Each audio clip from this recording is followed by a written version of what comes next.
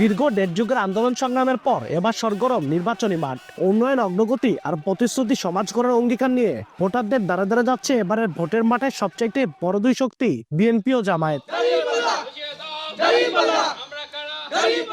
তবে গণ অভ্যুত্থানের ভিত্তিতে গড়ে ওঠা তরুণদের দল এনসিপি এখনো আনুষ্ঠানিক প্রচারণায় নামেনি।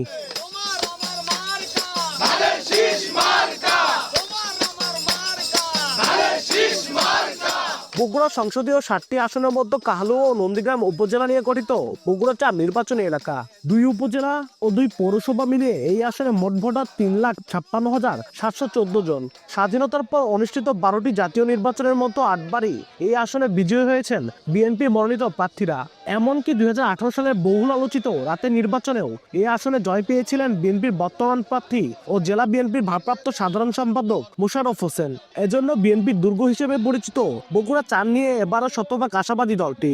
জয়ের বিশ্বাস আরো পোক্ত করতে গণসংযোগ, পথসভা ও উঠান বৈঠকে দিনরাত ব্যস্ত সময় পার করছেন সাবেকেই সংসদ সদস্য। ভোটারদের দোরগোড়ায় গিয়ে তিনি তুলে ধরছেন দলটির ভারপ্রাপ্ত চেয়ারম্যান তারেক রহমান ঘোষিত রাষ্ট্র কাঠামো মেরামতের 31 দফা কর্মসূচি। চায়ের সাথে সবাই খোঁজে প্রিয় দোস্ত, শুধুমাত্র প্রাণ টোস্ট। আমার দোস্ত প্রাণ টোস্ট। উন্নত জনশক্তিতে পরিণত করে দেশ এবং দেশের বাহিরে তাদেরকে পাঠিয়ে দেশকে স্বাবলম্বী করার চেষ্টা করব। তবে প্রচারণায় ও মাঠের শক্তিতে পিছিয়ে নেই জামায়াত।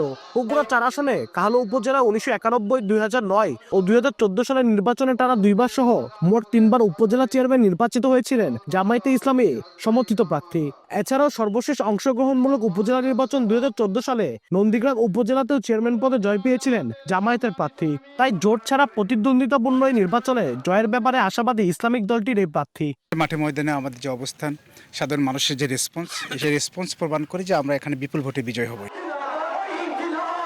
এদিকে এনসিপির হয়ে কেউ বগুড়া 4 আসন থেকে মনোনয়ন সংগ্রহ না করলেও আসনটিতে প্রার্থী নির্বাচনে চমক দেখানোর কথা জানিয়েছেন দলটির অন্যতম এই নেতা। এনসিপি তারা কিন্তু যেখানেই যাচ্ছেন মানুষের কিন্তু একটা অকুণ্ঠ ভালোবাসা পাচ্ছেন। এটা কিন্তু আমরা প্রচারণার জন্য যখন মাঠে গিয়েছি তখন আমরা জিনিসটা সরেজমিনে দেখতে পেয়েছি। এদিকে ইসলামী আন্দোলন বাংলাদেশ জেলা কমিটির সদস্য অধ্যাপক ইদ্রিস আলী ও বাসদ থেকে সমাজতান্ত্রিক শ্রমিক ফ্রন্টের জেলা সভাপতি সাইফুজ্জামান টুটুল বগুড়া 4 আসনে নিজ নিজ দলের হয়ে প্রতিদ্বন্দ্বিতা করবেন। আব্দুল আউয়াল, সময় সংবাদ, বগুড়া।